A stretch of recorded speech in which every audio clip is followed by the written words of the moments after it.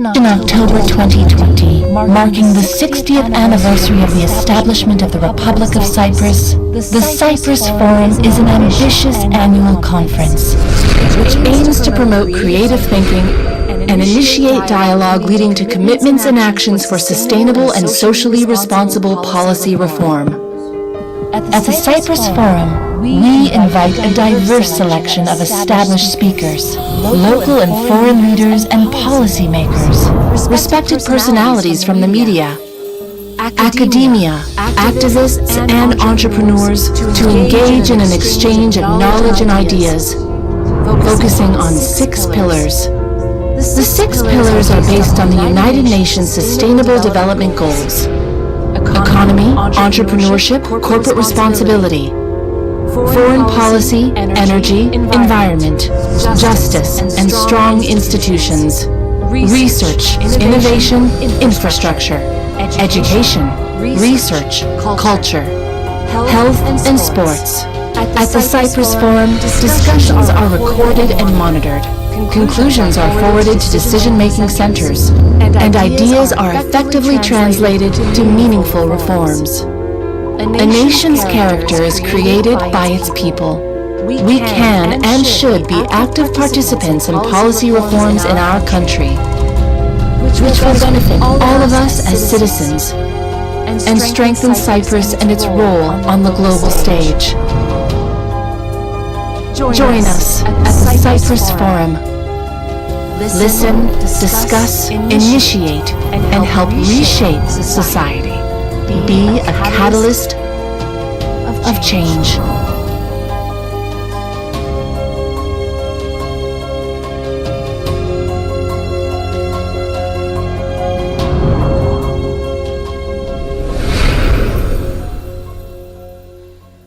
Ladies and gentlemen, good morning. I welcome you.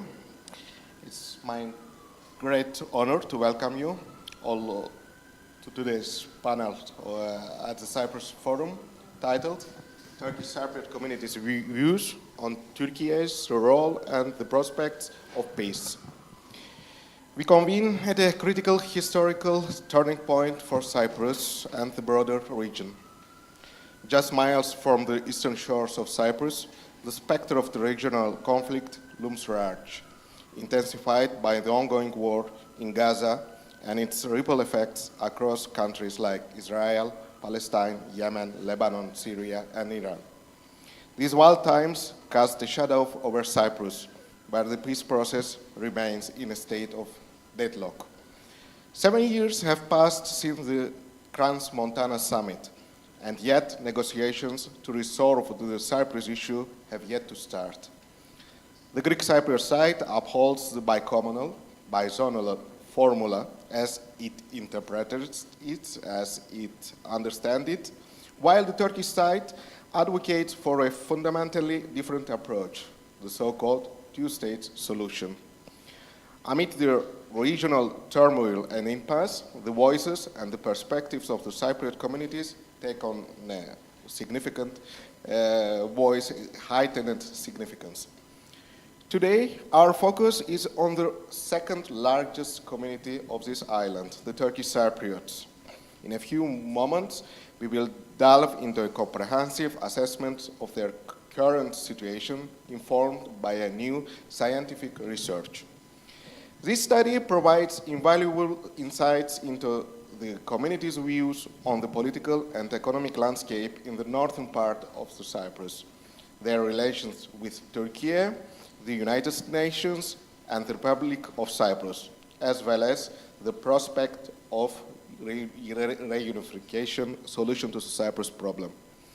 I am privileged today to introduce you our distinguished speakers. First, Professor Nina Kasparan, Professor of Comparative Politics and Associate Dean for Research at the University of York, United Kingdom. Professor Kasparan's expertise lies in territorial conflicts, peace processes, and peace settlements. Next, Dr. Sinem Aslan, a visiting research fellow at Middlesex University and a research fellow at the Civil War Path Project at the University of York. Dr. Arslan specializes in comparative peace processes and the de facto status. And lastly, we are honored to have Professor Ahmet Sözen, Professor of International Relations at Eastern Mediterranean University. His recent work, Track to Diplomacy, The Way Out in the Eastern Mediterranean, focuses on the conflict resolution in the region.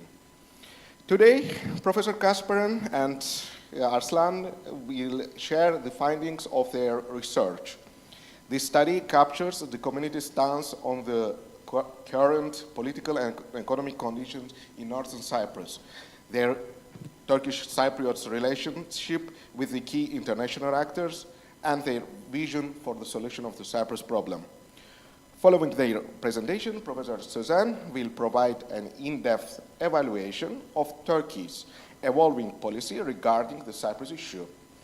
He will analyze the shift from a bicommunal bizonal federation to advocating for two sovereign equal sides, examining this change through local, regional, and global lenses. So, ladies and gentlemen, as we navigate these challenging times, the insights shared today are not only timely, but essential for everyone invested in the future of Cyprus and regional stability.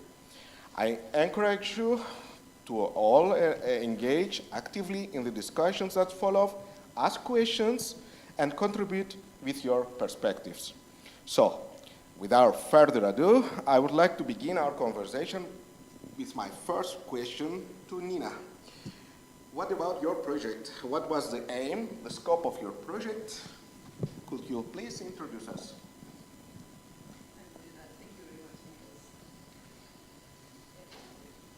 So first of all, thanks to the Cyprus Forum for giving us this opportunity to present our research, and thanks to Ahmed for providing these insights, and thanks to you, of course, for chairing this panel. So this project that we're doing here is actually part of a bigger project. It's part of a larger comparative project that examines a number of other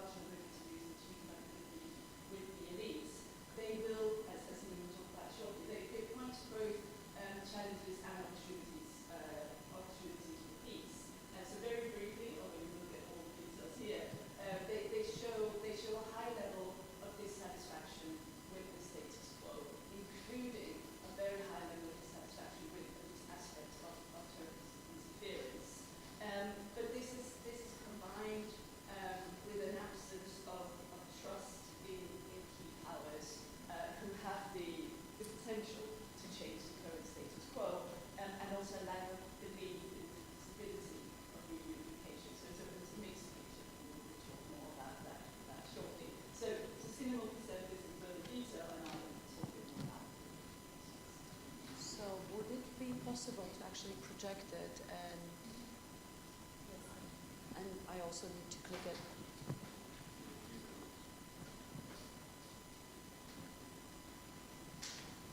Thank you. How do I do it? Is this one?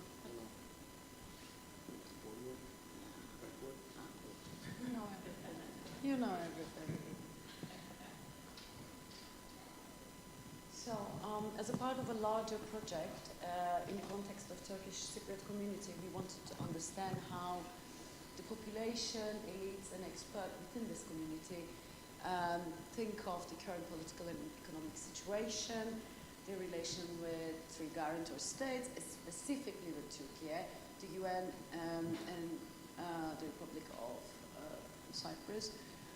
Turkey's interference on their domestic affairs, more specifically how the respondents interprets the development concerning 2020 elections, where there are strong allegations that Turkey interfered in this election, as well as the UDP Congress, especially the last two Congress, and also the respondent attitudes toward their preferred status and prospect for reunification.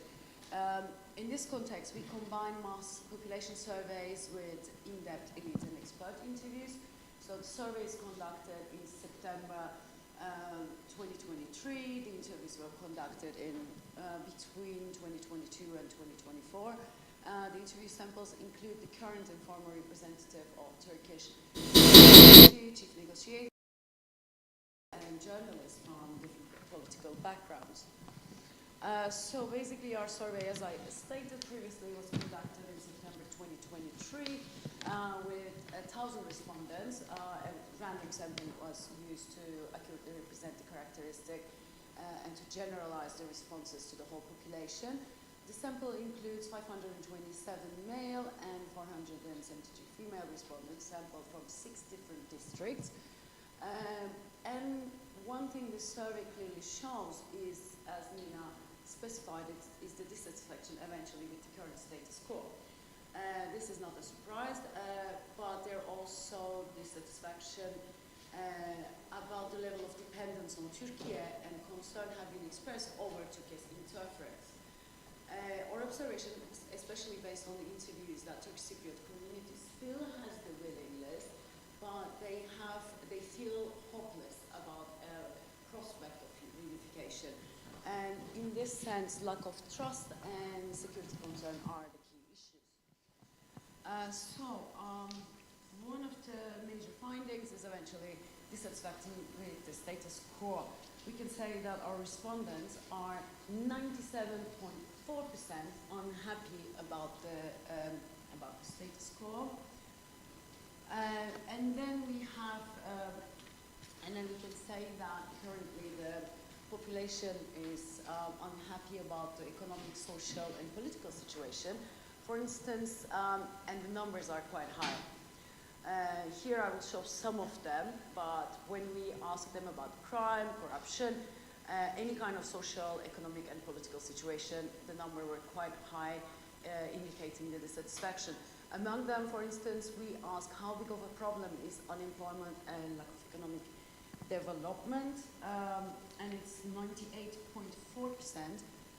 The respondents said they're unhappy. Another question, how big of a problem is democratic backsliding, and 95.5% the respondents are unhappy about the democratic backsliding.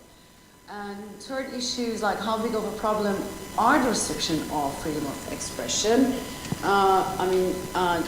Restriction on freedom of expression have also been expressed largely in the interviews as well. So the respondents are unhappy 89% of the time. Sorry, your microphone. Oh, sorry. And then we ask how big of a problem. So when it comes to the relations with Turkey, we ask the respondents how big of a problem is the economic dependency on Turkey. We wouldn't expect that that the respondents will be unhappy to that extent, but they say 87.7% they were unhappy on economic dependency on Turkey. And then we ask how big of a problem you think that the Turkish involvement in political affairs, especially as I said, since the 2020 elections, there were like quite strong allegations that Turkey interfered in political affairs, and this allegation have actually echoed largely within the population after UBP Congress, and how Turkey, interfere in many political and social situations. So our respondent, 84% of our respondents were actually unhappy about Turkish involvement in political affairs.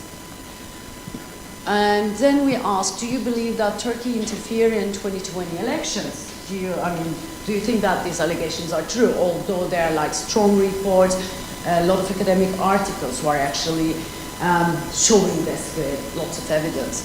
And our respondents, 67.9% of our respondents believe that Turkey interfered in 2020 elections. However, while the population is quite unhappy about how Turkey interfered in political, social, and economic affairs, we have a different picture when it comes to military. So we asked the respondent, how big of a problem is the Turkish military presence? 77% of the respondents believe that Turkish military presence in their territories do not constitute a problem. And then we asked another quite a challenging question, and we said, do you agree with the stationing of Turkish troops and bases in your territory? So 78.8% of the respondents are actually quite, do they agree with this? And however, while the respondents have some sort of ambivalence towards Turkey's role within their territory, we also see that they have quite a large extent, they have some security fears. So we asked them, how big of a problem is the possibility of war between Turkish and Greek Cypriot communities in the future, despite the fact that the conflict has frozen in nature for years. Actually, 81% of our respondents said that there is a likelihood of conflict between two communities. And then while the Turkish Cypriot community experienced those kind of security fears for future, we also see that they have a high level of mistrust in external actors to the conflict. Turkey, Greece and UK, we asked whether Turkey, Greece and UK can be trusted to help the Turkish Cypriot and Greek Cypriot to find a good solution. So basically only 59% of the respondents believe this statement. Again, we asked them the UN, whether or not the UN can be trusted in this sense to find a good solution. Again, UN, they don't believe, 71% of the respondents do not believe that UN is a trustworthy actor in terms of finding a good solution. Among all of these guarantor states, eventually we would expect Turkey would be the most supported. So we ask whether or not Turkish government is interested in finding a peaceful solution, sustainable settlement of the Cyprus conflict. Interestingly enough, while Turkey is the most trusted actor among all guarantor states, Turkey is only trusted 50%. And we also ask, it's not here, but we also ask them whether Turkey is less interested in finding a good solution to the Cyprus conflict, and they believe 52% of the respondents believe that Turkey is less interested to the Cyprus conflict. So, where do we go from there? What is the road ahead and prospect? What all of this finding tell us about road ahead and prospect for peace and reunification? So basically we ask, in your opinion, is it realistic for Turkish and Greek Cypriot communities to unify in bizonal bicommunal federation?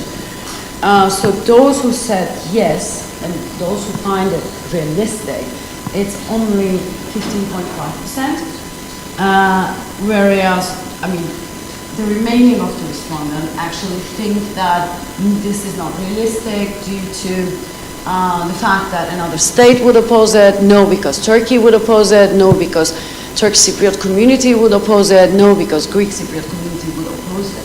And those who think that Greek Cypriot community would oppose the bizonal bicommunal federation makes 52% of all respondents. And also, in your opinion, what should be the status? So here we see that there is quite a change since the annual plan of 2004. Unfortunately, we can see that Turkish Cypriot community have actually given 62% of the respondents said that Turkish Cypriot community should have an independent government state. Whereas those who said that the status should be a federation remains at 21%. The 5% of the respondents said that status quo should be preserved, and so these are the answers. And we see that actually this shows, I think, level of involvement, Turkey's involvement in level of their political, social, and economic affairs, as well as change of the demography, as well as hopelessness about trust to external actors. And I would like to also give about like Turkey's interference, how actually elites and experts actually frame this interference, because in my interviews I actually ask, how do you actually call, how do you frame, what do you think about Turkish involvement in political affairs? So we have spoken from lots of actors, from far left to far right, and also the center left, center right. We have spoken about around 40 in-depth interview that last at least an hour. So some part of the elites and experts think that Turkey's advices are motherland advices and they should be followed. Another part said Turkey decides on matters concerning Smyrna, which is a city on the region. Then why shouldn't it decide on matters of Turkish Cypriot community? And another group said Turkey's recommendation should be considered normal. Actually, we have quite an economic protocol, so IMF also gives some recommendation. Turkey is the financial donor, it gives economic recommendation on how the money should be spent wisely. Then we have another group who said Turkey intervenes on political, economic and social affairs, but politicians can reject them. So it's up to us, it's our politicians' vote. So the responsibility belongs to politicians of accepting it and not to Turkey. Then another group said Turkey intervenes on political, economic, social affairs. Due to international restriction and isolation, our politicians have no other choice than following them. If they don't follow them, they have to bear consequences, and they give examples and instances how they have to bear the consequences as politicians. And then we have the far left who actually frame the interference as we cannot talk about the involvement of interference because this is an occupation in our territory. So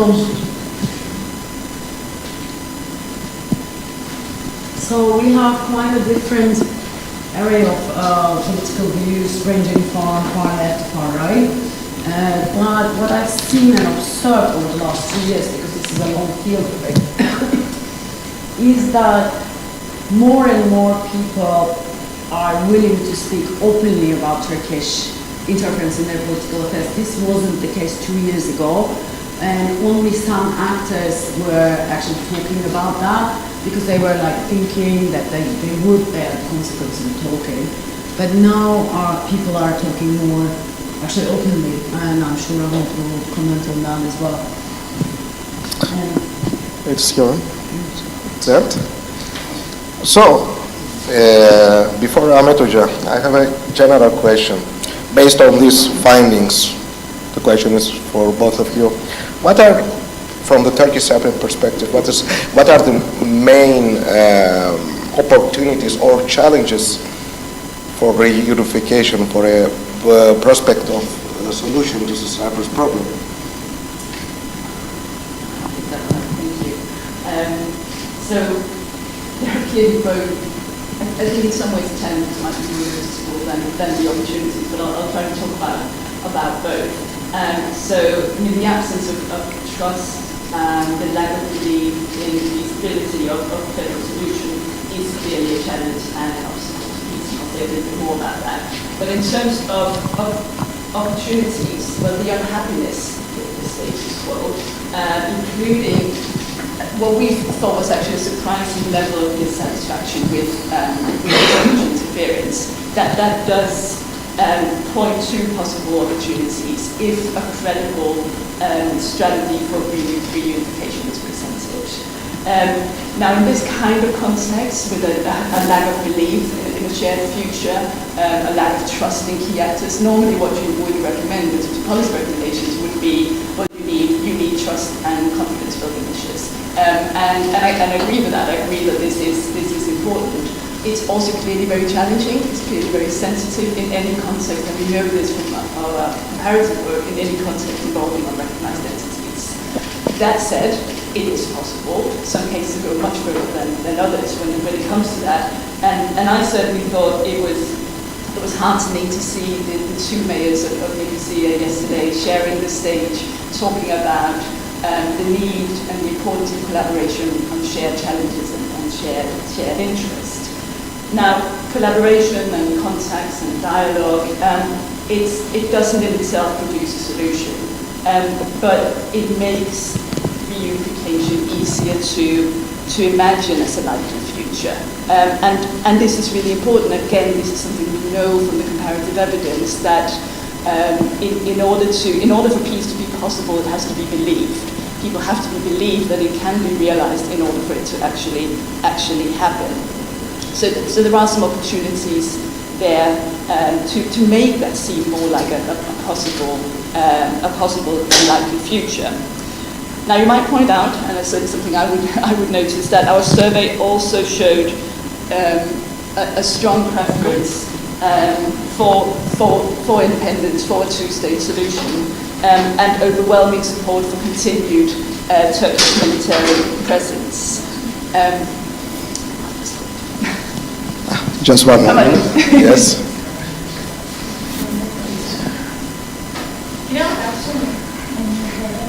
Hello, guys. Please be seated.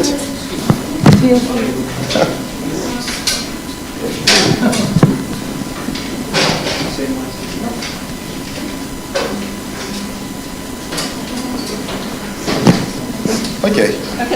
We can continue. I'll continue. Welcome. It's good that our audience has increased by at least 50%. So I thought it was worth pausing for. So I'll just repeat what I was saying. That there are certainly aspects in our work that point to significant challenges when it comes to the prospect for peace, including the strong preference expressed for a two-state solution, and also overwhelming support for continued Turkish military presence on the island. And I certainly suspect that the current Turkish government leaders, this is the part of our findings that they would focus on. On the other hand, and I'd be very keen to hear Ahmed's view on this, my understanding is that independence has long been the first preference among majority of the Turkish Cypriot community, but this doesn't mean that compromise isn't acceptable, that a second preference isn't acceptable, as it was when we had the Annan Plan referendum. I don't think that was the first preference then either. So moreover, I think when it comes to the Turkish military presence, I mean, we've long known that security fears, broadly understood, will need to be addressed in whatever solution is found, and the Trans-Montana talks did include that, and went, as far as I know, a long way into finding a solution to that. So I don't think that should be seen as a sort of insurmountable obstacle. That said, I am fully aware that this is the optimistic version of what you can read from these findings. There is little doubt that the increased Turkish interference, which comes out very clearly both in interviews and also in the survey, is a problem for peace. Is a clear obstacle, especially the very vocal opposition from Ankara to a federal solution. Again, it would be useful to discuss this further. I'd be very keen to hear what Ahmed says, but it might be that some form of constructive ambiguity is needed when it comes to how a solution is framed, what it's called, what terms are used. So, just to wrap up, I mean, this is certainly a challenging situation. There's no denying that.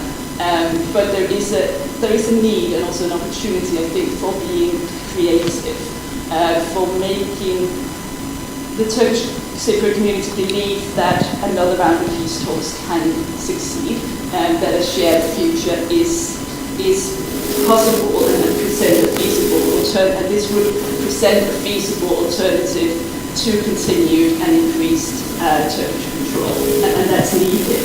And based on our comparative research, we would expect such a belief in the shared future to reduce the level of patron state influence in an entity.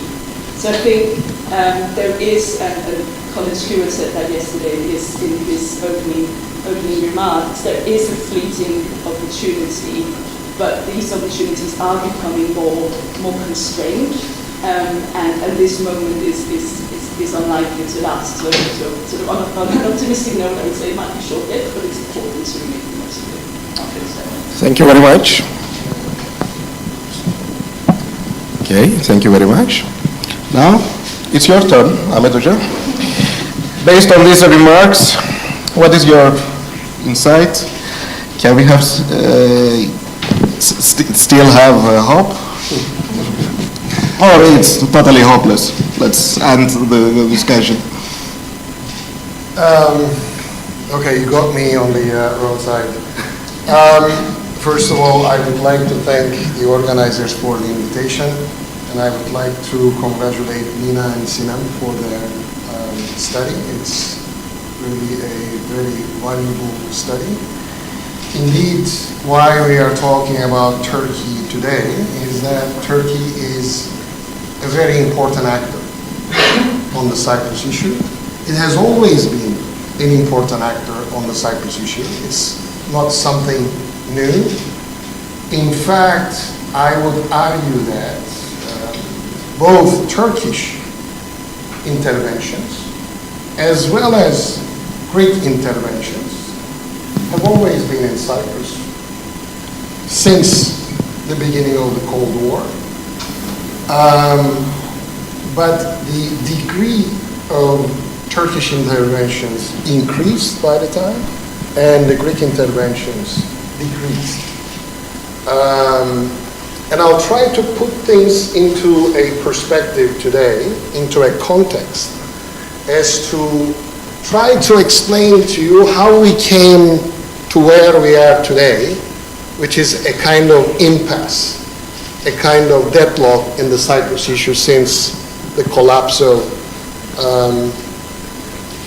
the Cyprus conference in Crans-Montana and the adoption of a new policy by the Turkish side, which they broadly define as instead of a bizonal bicommunal federation, we only negotiate the sovereign, equal status of the two sides, which some people call simply as two-state solution. Now, while trying to put things into perspective, I will try to explain things on three different levels as to how we came to this impasse. And these three levels are basically global, systemic level, what's happening or what is happening on the global level, which can influence things on Cyprus, what is happening on the regional level, and what is happening on the local level. In most of my studies, I start with the global level, but today I would like to start from the domestic level. Now, the Cyprus intercommunal talks or intercommunal negotiations started the year I was born. Guess which year? 1968 in Beirut, between two interlocutors, Mr. Denktash and Mr. Klerides, who were not the leaders at that time. And then those negotiations were transferred to Nicosia. And they went on and off until 1974. So, and during this time, after the division of the island into two parts after 74, we have some important, what I call milestones. 1977, 1979, Makarios Denktash and Denktash Kyprianou high-level agreements which set out the parameters of a future solution. that both sides, at least on paper, agreed that the future solution to the Cyprus problem will be a bizonal, bicommunal federation. And those continued, meaning the negotiations, on and off, all the time negotiations taking place under the UN auspices, focusing on those parameters, trying to reach a bizonal, bicommunal federation. Now, the Annan Plan, or the run-up to the Annan Plan, 2002 to 2004, was also a very important milestone. It was the very first time and the last time that there was a finished comprehensive solution plan ever been tabled. Not before. Everything before were like draft framework agreements of 2 pages, 5 pages, but Annan Plan, 180 something pages plus 10,000 pages of federal laws and 3 constitutions. So it was the first and the last time. So it was a missed opportunity for some it's different. Now, fast forward, the Geneva talks was the sort of start of a 5-party conference for the first time after the Cyprus, Zurich and London Accords that brought the 2 sides as well as the 3 motherlands, well, not 3 motherlands, sorry, it's a Freudian slip, I think, 2 motherlands and United Kingdom, the former colonial master, plus EU as an observer. Now that was also a very important, I think, turning point in Cyprus, and since Crans-Montana, the collapse, it created this long process of negotiations, not leading to a breakthrough, created a frustration and an exhaustion, especially on the Turkish foreign policymakers, which triggered why they changed their policy from supporting a federal solution to their current policy. So this is the sort of domestic level why things sort of triggered this new policy. Of course, on the global and regional level, there were developments which pushed or encouraged Turkey to adopt this policy. Now, on the global level, we have been going through what I call a power transition for some time, from a unipolar, some sort of unipolar world to something else that we cannot really put our finger on, some sort of multipolar world, which created these vacuums, which are basically opportunities, or seen as opportunities by some regional actors to assert their sovereignty and visibility and whatnot and influence in their regions. And of course, on the regional level, at some point, Turkey started EU accession talks, but then all of a sudden, starting 2005, 6, 7, things went south. Some of the European leaders like Sarkozy, Merkel were not really helpful in integrating Turkey to EU, so Turkey drifted away. I'm just fast forward, by the way. And then the Arab Spring, the Gezi movements, and the authoritarian turn that Turkey took since then made things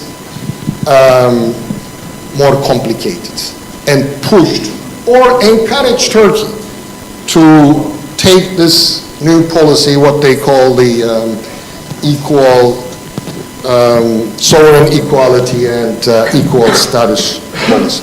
So these are, I'm not saying that I do agree with this position, by the way.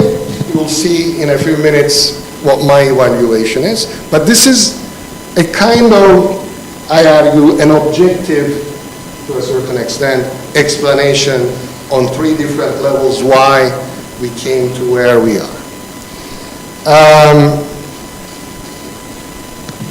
Now,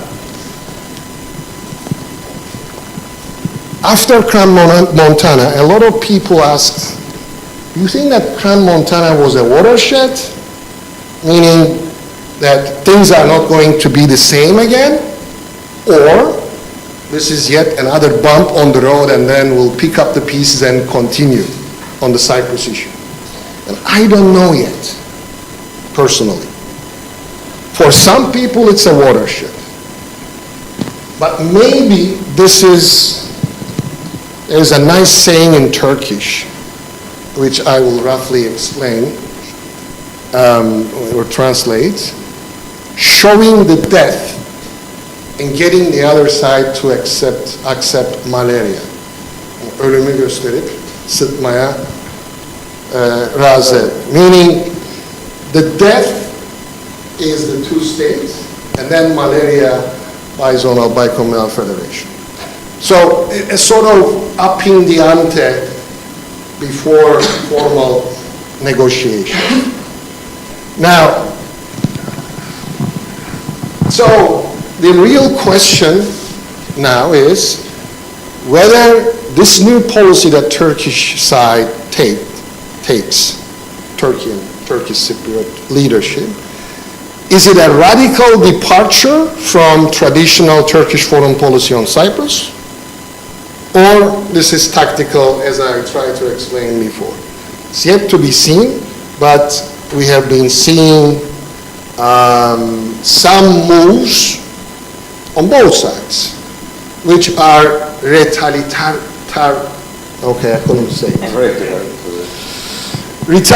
each one's steps. For example, opening part of defense area of Warsaw by Turkey was like a response to the Greek Cypriot government's policy on the energy issue, refusal to make it part of the peace negotiations.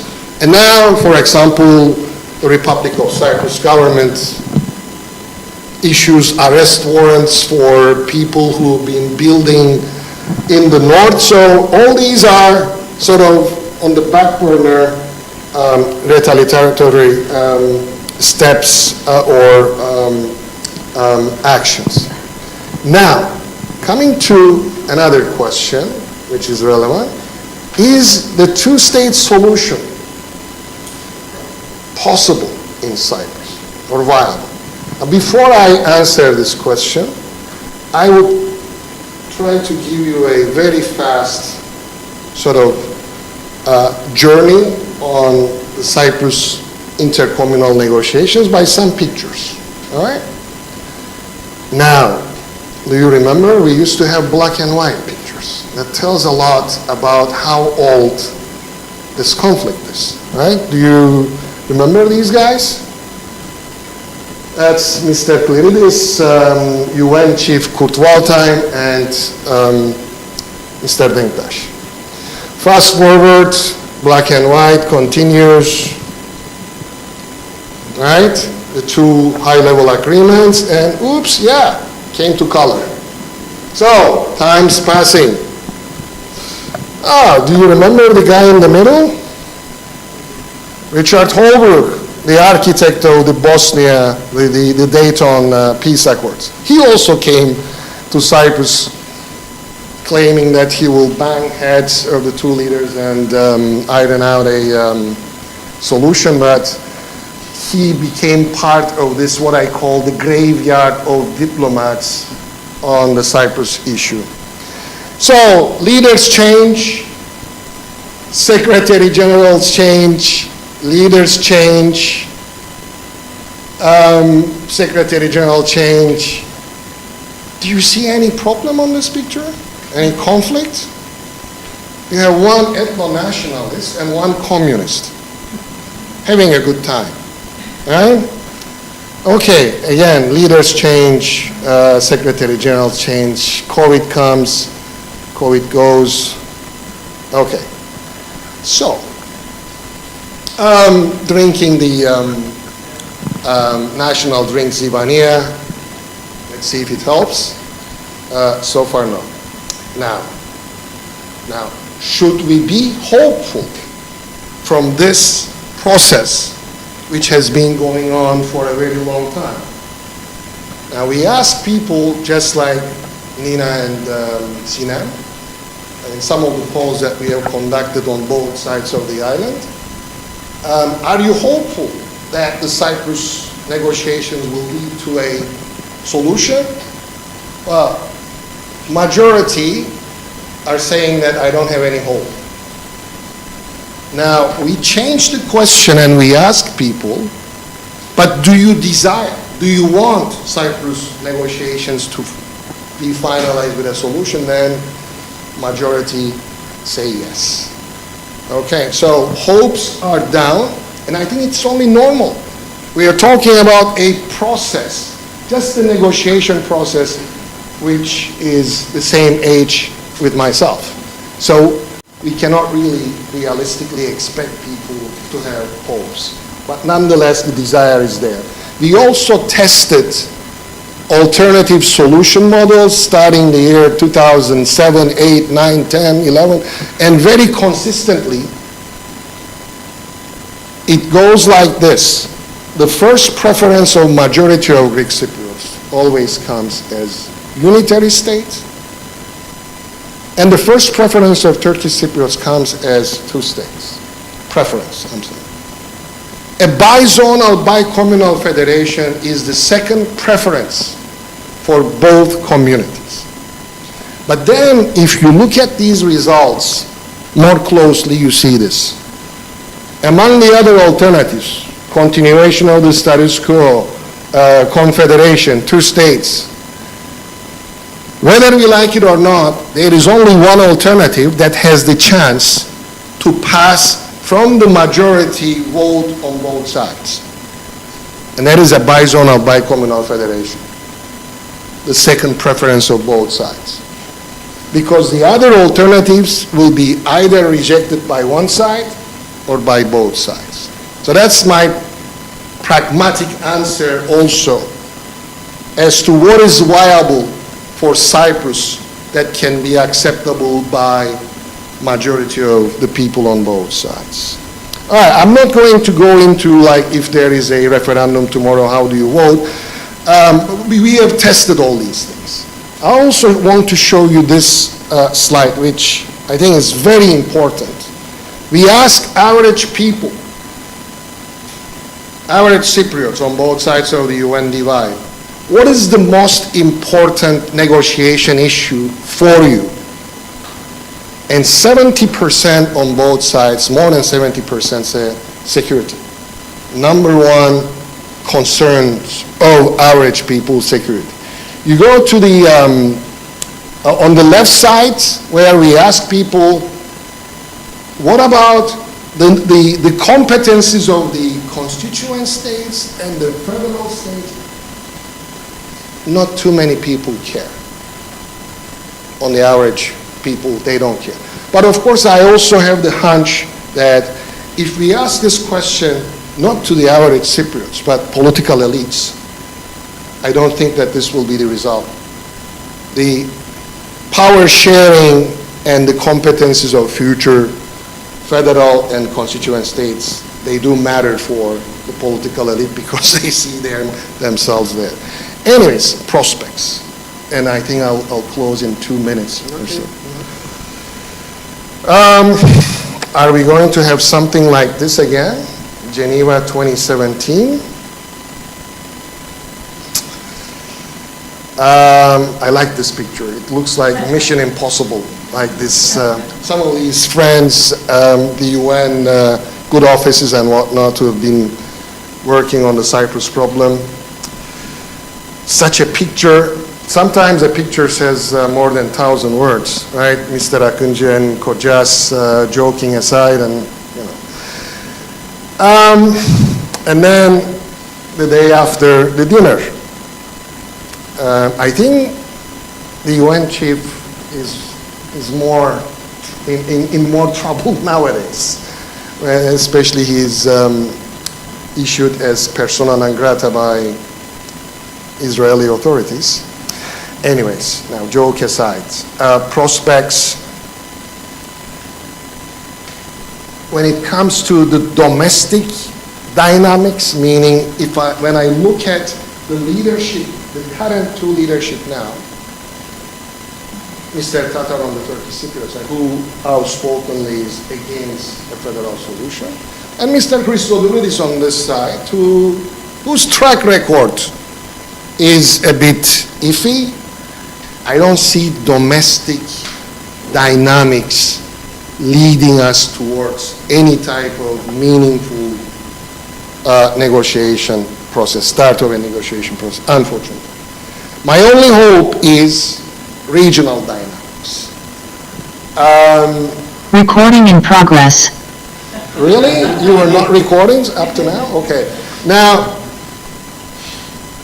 whether we like it or not on reality, a lot of statesmen, statespeople are focusing on the elections, which is a month from now. Not here. Across the Atlantic. So the US elections, they are waiting, and of course, by the time the new president will be inaugurated, it will be January. So a lot of countries, a lot of people are putting things on ice now, trying to see whether it's going to be Trump or Harris who is going to come. And they have been developing their alternative scenarios as to what course of action they are going to take. But it seems like the UN chief is putting some efforts on the Cyprus issue. The two sides are coming for an informal dinner on the 15th of next month. As I said, not that I expect something from these two nice gentlemen, but nonetheless, if regional dynamics can enter, and let's put a name on it, the elephant in the room, whether Turkey will be integrated back into the Eastern Mediterranean, the arithmetic of the Eastern Mediterranean, is very important.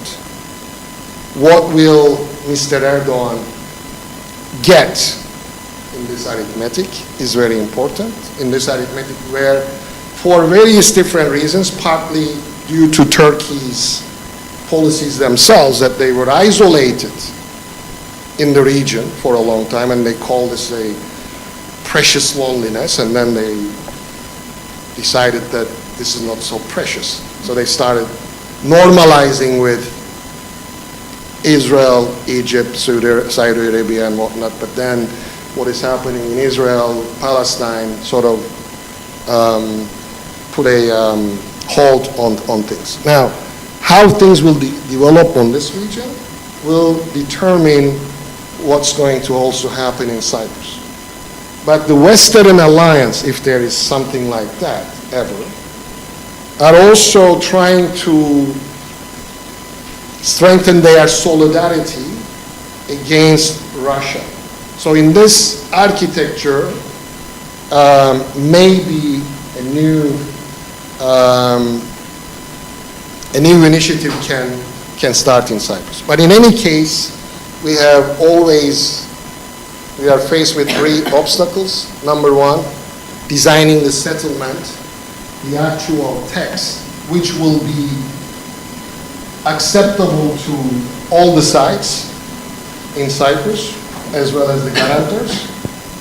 Number two, whether we like it or not, I think we got stuck with the referendum, which was originally installed to bypass Mr. Denktash, but now I think we are sort of stuck with it. Whether a solution can pass simultaneously from referendum is the second obstacle. Number three, whether this time, compared to 1960 Republic of Cyprus, whether we will be able to make it work. I'll leave it at that. Thank you very much. We have a few moments, minutes for the last round. I will choose to have a more personal personal character round and ask Nina, Sinem, what are your last insights, last comments on personal level. What are your conclusions as a foreign observer to this situation, based on your research, to the reality, to nowadays reality of Cyprus and Cyprus issue?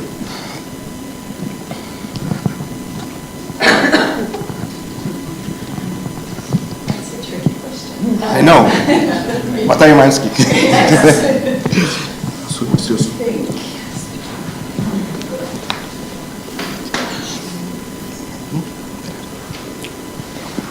I mean, so my work is comparative. So I look at a number of different conflicts across the world, many of them involving unrecognized entities, all of them difficult to resolve, and all of them getting more difficult to resolve, it seems. And I think that's very much true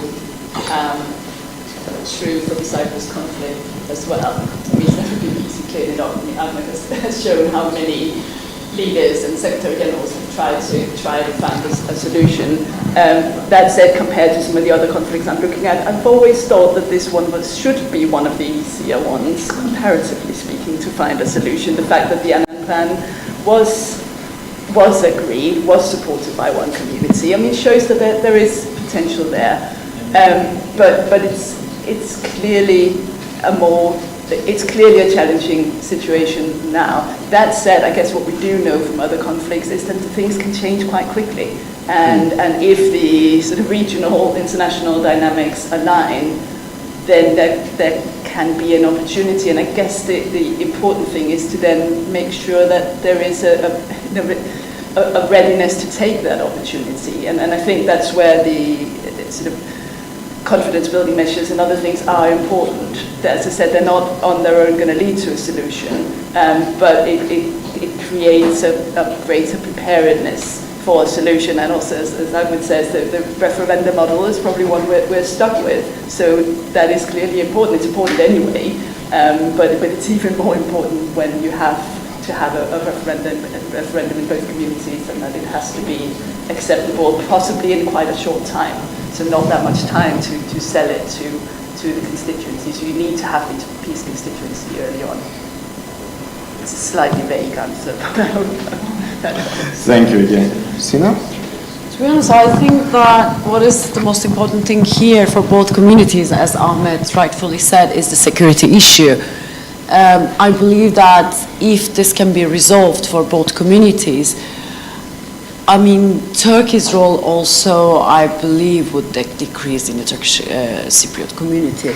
But I kind of disagree. I mean, as a scholar who works on comparative peace processes, I mean, after analyzing so many peace agreements, so many conflicts in different parts of the world, we know that peace processes that do not include the public's willingness, the civil society, I mean, and they're less likely to endure. So making an agreement on the top level, eventually Turkish Cypriot community, they have the constitution that gives the authority to the representative, the highest level, the ability to negotiate an agreement. But however, like in other contexts, unless the public is included, unless the public's grievances included in the process, this is less likely gonna be accepted. But not, even if accepted, it's less likely going to be, solid in the future. So I believe security concerns is key. As long as this can be resolved, also the agreement includes different opinion, then why not? Ahmet Hoca, do you agree? Security is the key? As the scientific data shows, it's the key for the average citizens. Average citizens. I'm not so sure whether it's the case for political elites, but I think it's a very important issue that needs to be tackled, and there are a lot of innovative ways that can happen and that should happen, rather than the two sides focusing on their positional bargaining, like what has transpired so far. One side saying never with guarantees, the other side says never without guarantees. So how do you solve that? That positional barrier? You cannot. Then you have to unpack security, because security itself has many dimensions, human security to many other areas, aspects, and tackle each one separately, which we have at least some Greek Cypriots and Turkish Cypriot researchers we have done back in 2016, what we call building a new security architecture for United Cyprus, where we look at different aspects based on scientific study of focus groups, polling, and whatnot. What are the concerns, day-to-day security concerns of people that we can, in fact, address in a future solution, rather than sticking or stacking with the positional bargaining on whether guarantees or no guarantees. So, indeed, it is very important. Now, let me also say this. When we are going to solve, if ever, solve the Cyprus problem, I coined the term 10-something years ago. I called it Belgiumization of Cyprus. I like creating these sexy terms so that we can motivate some thinking and whatnot. And when I say this in some conference, they say, oh, Professor, you got it wrong. Belgium is not a good example. I said, okay, don't insult my knowledge. I know, I've been to Belgium maybe 30 times. I know that the French-speaking Walloons and the Dutch-speaking Flemish do not necessarily love one another. But nonetheless, remember several years ago, there were elections and they couldn't establish a government for more than 400 days. And I asked, what happened to Belgium?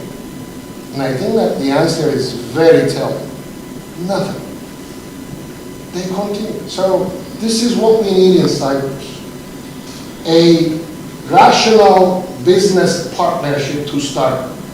If that ever evolves into lawfare, fine. If not, yeah, let's continue having this civilized relationship. Because we already have a civilized relationship now, which is this negative piece that we have in Cyprus. Crossings are there. This is only a mere ceasefire since 1974. But nonetheless, people are not killing one another and whatnot. So there is a level of civility, which in some conflicts, they actually take us as an example. So let's build on this and further this to starting with a business partnership and see if this can turn into a love affair.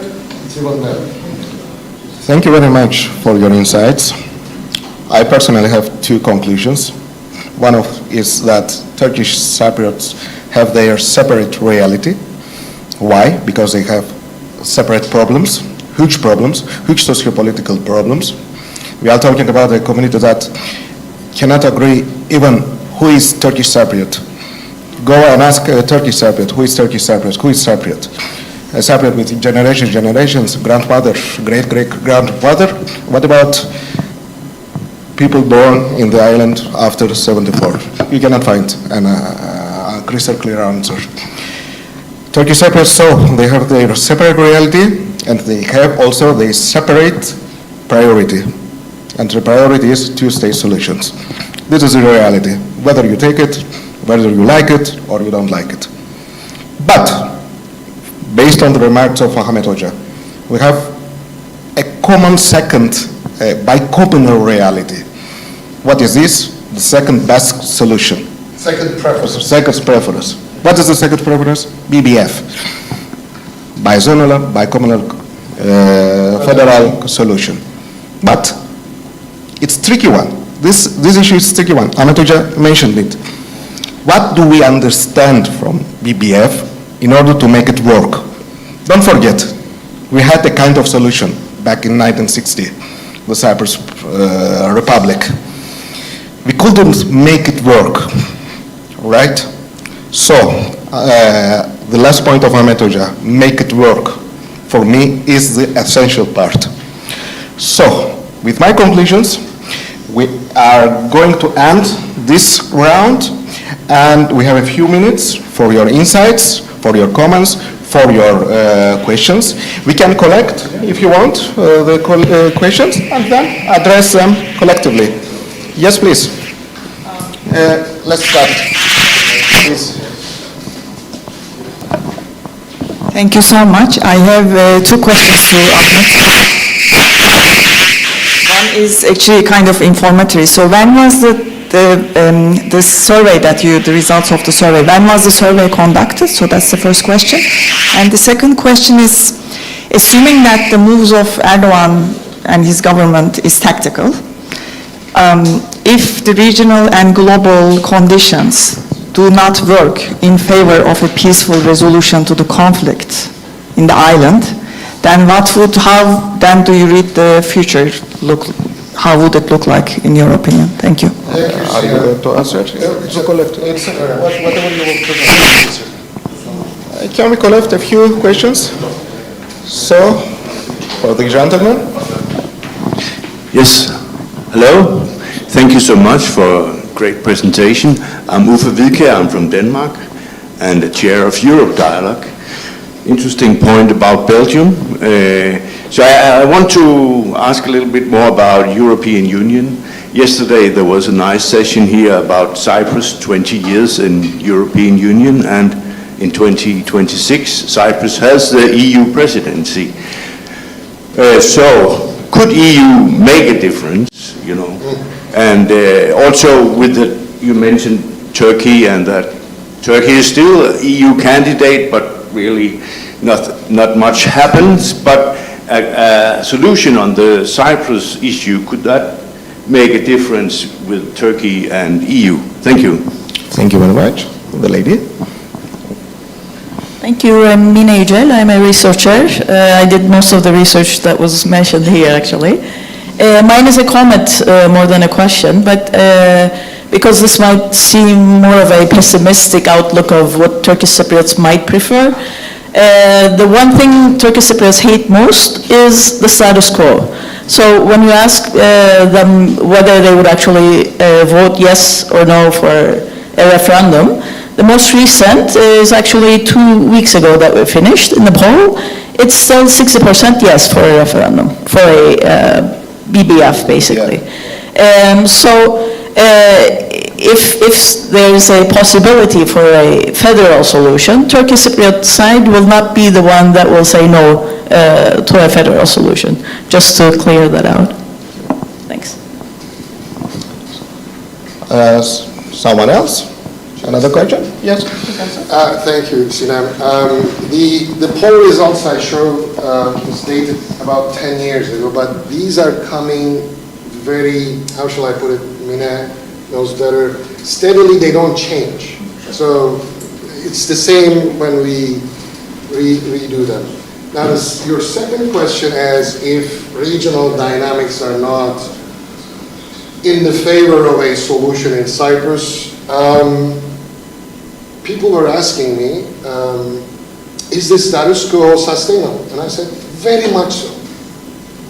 Unlike what the international community says, that the status quo in Cyprus is unsustainable, no, I'm sorry. It is very sustainable.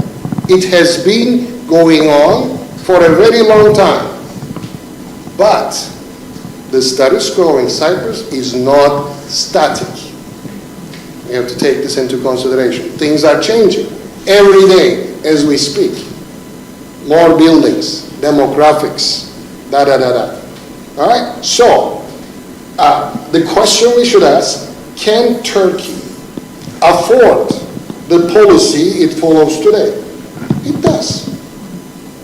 Does Turkey have the luxury to do this?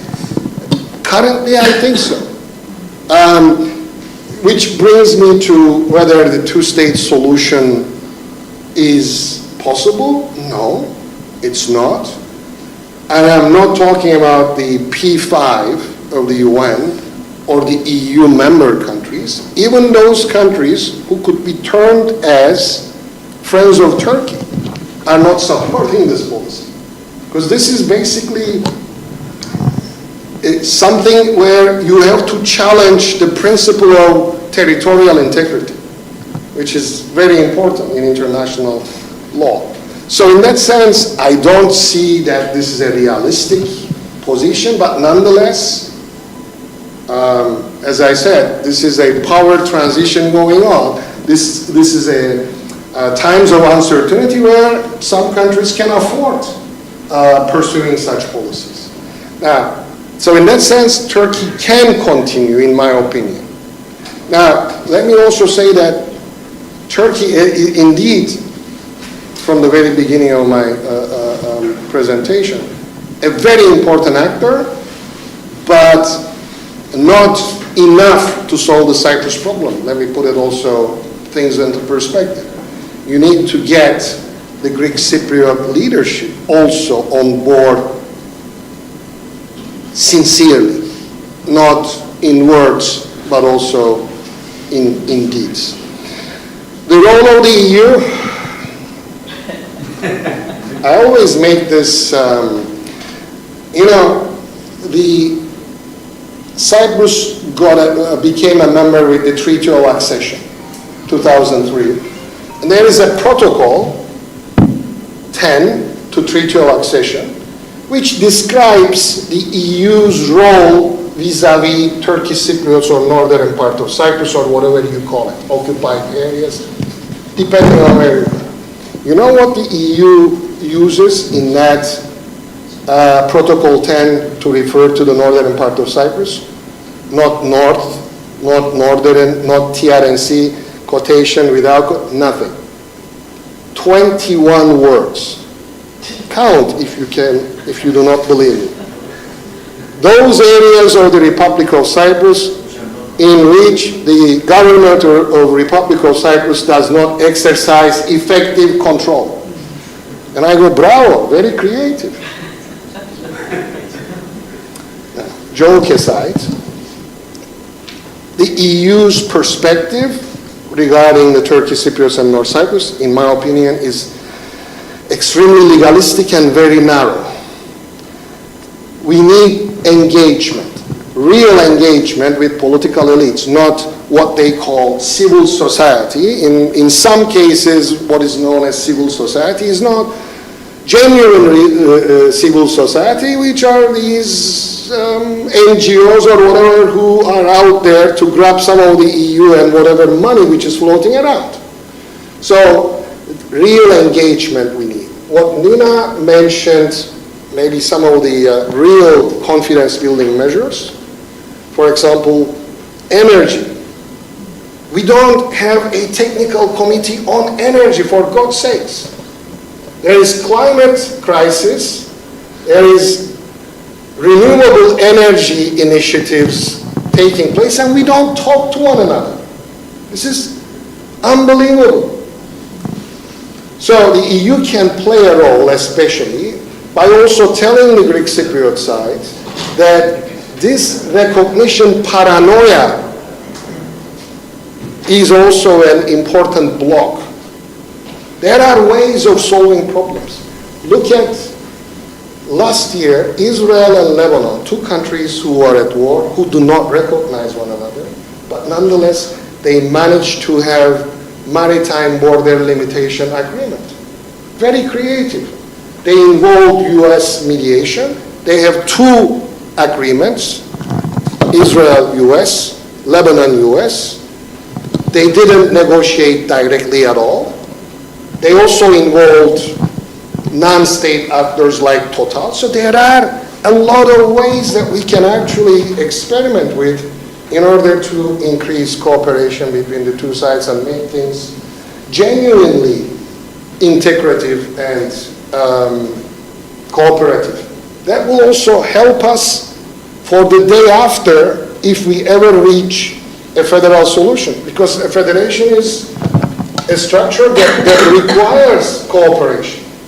How do we jump from this, which is lack of cooperation, culture and experience between the two sides, into the day after where we are going to have full-fledged federation that requires cooperation of the two sides. Yes, Nina? I just wanted to jump in on some of these issues as well. And first to respond to Mina, and actually first of all just to thank you for doing such an excellent job with our survey. I only recognised you later on. I should have mentioned that as well. And then just to respond to your point about your recent survey results, which I think are really interesting, of course, really positive, that 60% would still support a federal solution. I don't think that means that public opinion and belief in a federal solution is something that can be ignored and taken for granted, because of course that could change. But also, if there isn't a belief in the feasibility of that solution, so even if people would vote yes if it ever came to happen, if there isn't a belief in the feasibility, then of course the risk is that people start preparing and start acting based on a new reality, based on what they think is going to be the long-term situation, and that of course includes the dependence on Turkey, the control of Turkey on the territory. So I think that's the risk, and that's why I think the belief in the shared future, the belief in reunification is still so important. Because what we've seen, I think, in other conflicts is that once that disappears, or maybe it didn't exist in the first place, I mean, it cements divisions and it sort of consolidates the separation, and I think that's clearly something to be avoided.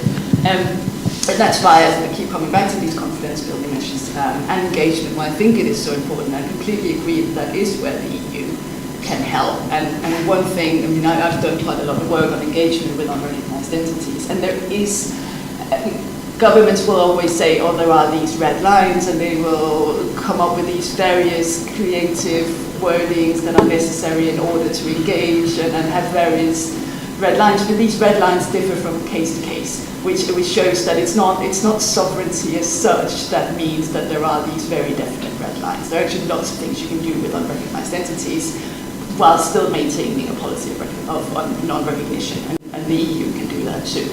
And so there is some scope there. And then this final comment is also to echo what's been said about the status quo. It's certainly it would be a mistake to view, I think, any conflict as a frozen conflict. Conflicts are not frozen. Conflicts change all the time, and dynamics can change very rapidly. I mean, I started doing work on unrecognized entities nearly 20 years ago. They looked very different then from what they do now. Some of them don't even exist anymore. Others have more or less effectively been incorporated into their patron states. So things do change, and they were described as frozen conflicts when I first started studying them. So I think that's important to keep in mind, and that might also give a sense of urgency to finding a solution. That we can't just count on things being the way they are now forever. So I think that's certainly for the political leadership, that's an important message to get across. Look at what happens now in Lebanon, yeah? It used to be a kind of frozen conflict, right? And now we have our... So, Sina, you have something to add? Not really. Okay. Another question, remark? If it is not, this is all, folks. Thank you very much for your company. Thank you very much, Nina, Sina, and Ahmet Hocam. And thank you very much for moderating.